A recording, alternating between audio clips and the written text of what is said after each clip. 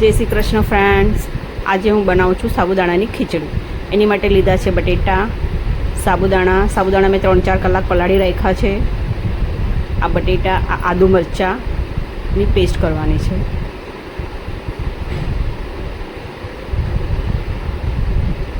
અને આ છે સિંગદાણાને થોડા શેકી લેવાના છે.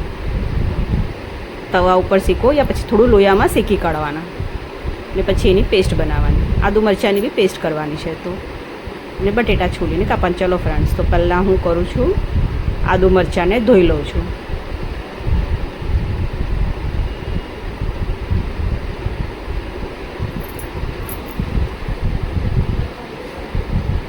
અમે આદુ મરચાં ધોઈ લીધા.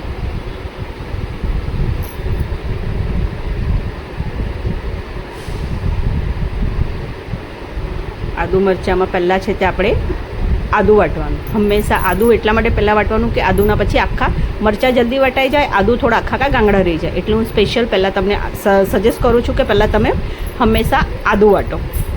આદું વાટશો તો તમને બતાવું છું. જો પહેલાં થોડું આદું લઈને વાટી કાઢવાનું. પહેલાં કંઈ પણ નહીં નાખવાનું, ખાલી આદું મેં નાખ્યું છે.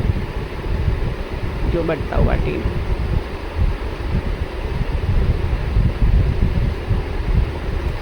આજો અમે આદું સિર્ફ આદું વાટ્યું એટલે એકદમ ફર્સ્ટ ક્લાસ આદું બારીક થઈ ગયું છે. હવે એની અંદર હું મરચાં નાખીશ, પછી પાછું એકવાર ફેરવી દઈશ. મરચાં બી વટાઈ જશે. એટલે મેં તીખા મરચાં નથી લીધા, મેં સાદા મરચાં લીધા છે. લાંબા અને ગ્રીન હોય ને પોપટ કલરના મરચાં, એ બહુ તીખા ના હોય. તો આ મારા મરચાં તીખા નથી એટલે હું વધારે લઉં છું મરચાં. તમારા તીખા મરચાં હોય તો તમારા ટેસ્ટ પ્રમાણે તમે મરચાં નાખજો, જેટલું તમે તીખું ખાઈ શકો એટલું. હવે હું બટેટા છોલી લઉં ફ્રેન્ડ્સ.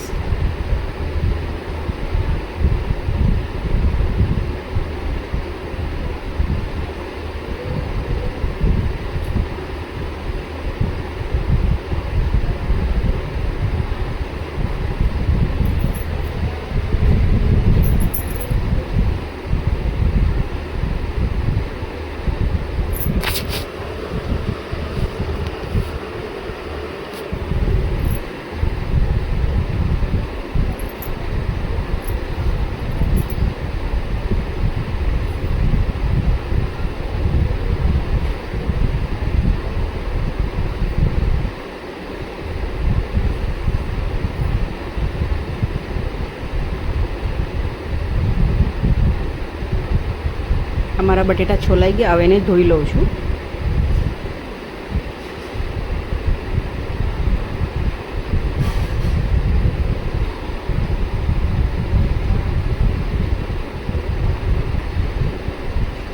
આ જો આદુ મરચાં મેં વાટી રાખ્યા છે, એકદમ ઝીણા વટાઈ ગયા, મીડિયમ. એટલે હવે બટેટા કાપી લઉં. બટેટાના બી થોડા મોટા ટુકડા, એકદમ બારીક રાખવાના નથી, કેમ કે સાબુદાણામાં બટેટા દેખાવા જોઈએ.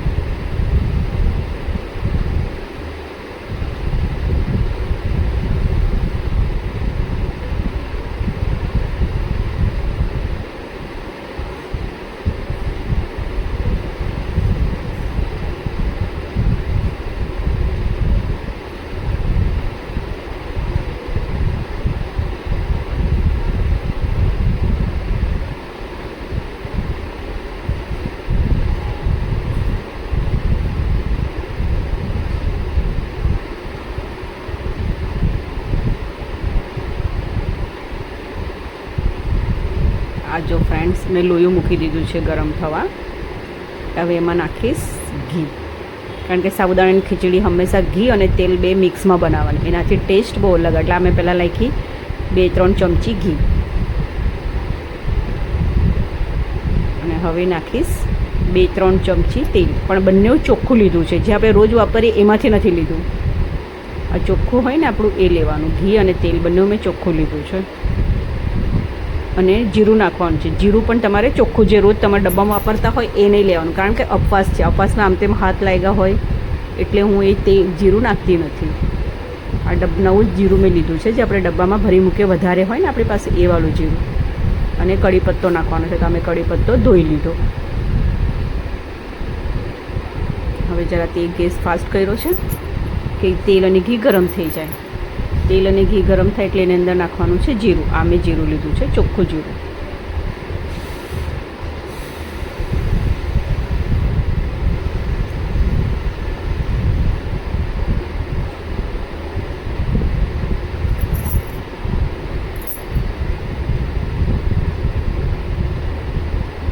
જીરું થવા આવે એટલે એની અંદર નાખવાનું છે આપણે કઢી પત્તો.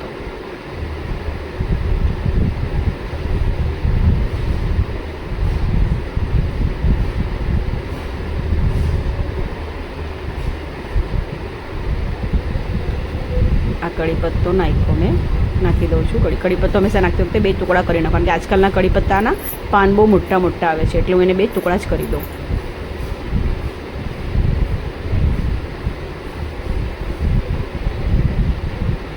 આ નાખ્યો કઢી પત્તો, તે હજી જીરું થઈ જાય એટલે કઢી પત્તો નાખી દેવાનો.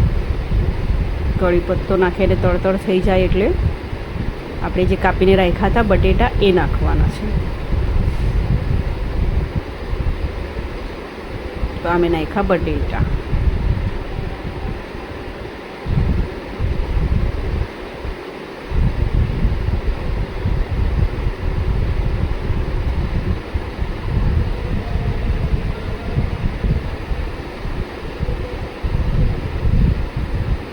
બટેટા નાખીને બરાબર ચારવી લેવાનું.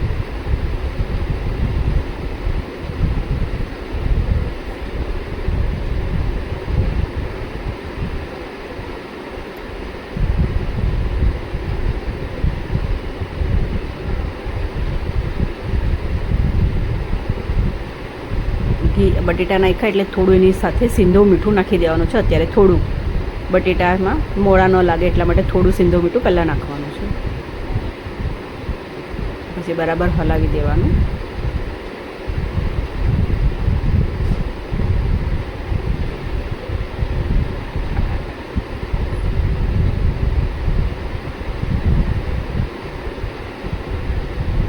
એના પર ઢાંકણ ઢાંકી દેવાનું.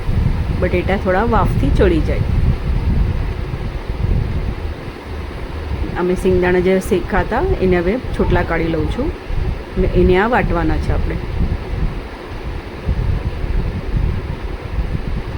ફ્રેન્ડ્સ જુઓ, આ ખાંડની દસ્તો કેટલો સરસ છે, બહુ પુરાનો છે, જૂના જમાનાનો ખાંડની દસ્તો છે. સારો લાગે, પિત્તળનો છે, પ્યોર પિત્તળ.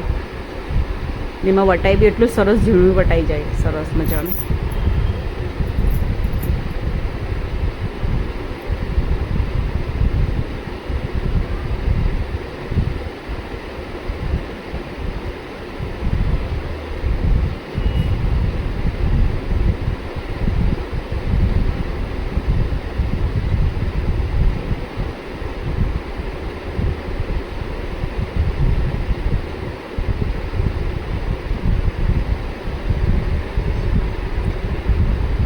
વાટવાના આવે ખાંડની દસ્તામાં સિંગદાણા વાટું છું.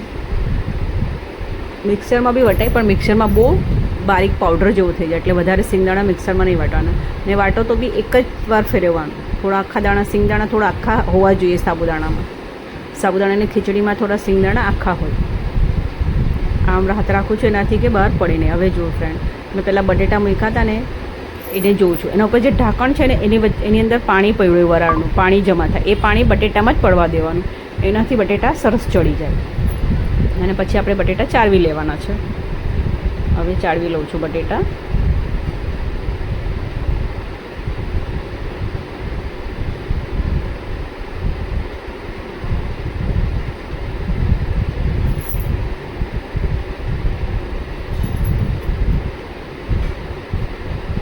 થોડા બટેકા કાચા લાગે છે એટલે પાછું જરાક ઢાંકી દઉં એને.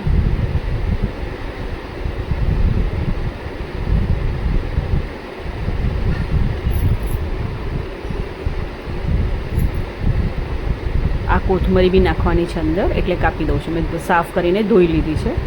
હવે એને કાપી રાખો એક વાટકીમાં, એક બાઉલમાં.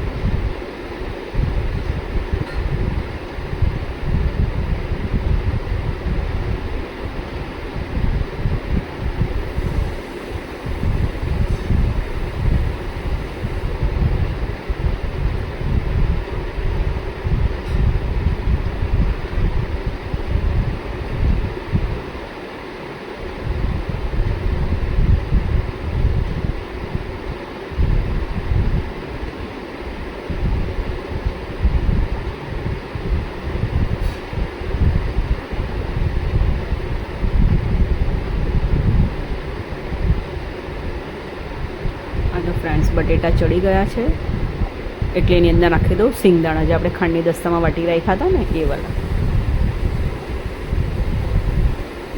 હવે એની અંદર નાખવાનો છે આદુ મરચાંની પેસ્ટ. તમારા ટેસ્ટ પ્રમાણે નાખજો, તમારું કેટલા મરચાં તીખા છે એ પ્રમાણે નાખજો. હું આમાં 3-4 ચમચી નાખી દઉં છું. 5-1 ચમચી તો નાખી જશે, કેમ કે આ બહુ મરચાં મોળા છે એટલે નાની વાલી ચમચી. હા, એ બધું મિક્સ કરી દેવાનું બરાબર. તેલ ઘી કંઈ ઓછું લાગે તો નાખી દેવાનું થોડું.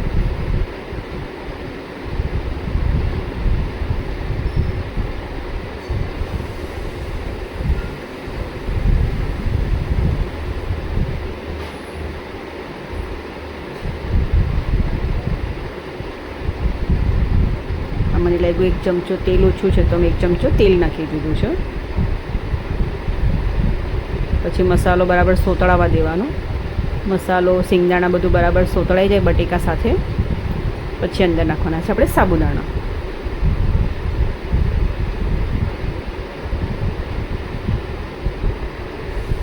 આ જો બટેટા એવી રીતે બરાબર મિક્સ થઈ જવા જોઈએ. બટેટા સિંગદાણા, આદુ મરચાંની પેસ્ટ બધું મેં નાખી દીધું છે બટેટામાં જ. અને 5 મિનિટ સોતળવા દેવાનું.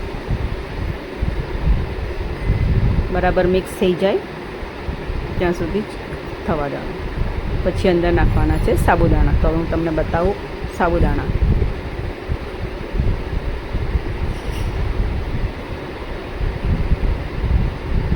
આ મેં 3-4 કલાક સાબુદાણા પલાળી રાખ્યા હતા. આમાં પહેલાં આપણે નાખવાનું છે સિંધવ મીઠું, કેમ કે બટેટાનું તો મેં નાખી દીધું. તો હવે આપણે સાબુદાણાનું નાખવાનું છે, એટલે 1 ચમચી જેટલું સિંધવ મીઠું પાછું નાખીશ. પહેલાં મેં નાખ્યું હતું બટેટામાં, હવે આ સાબુદાણા માટે નાખું છું.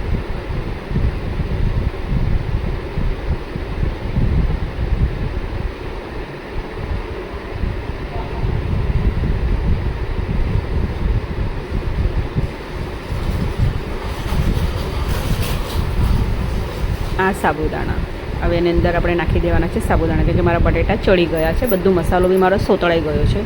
તો હવે નાખી દઉં સાબુદાણા.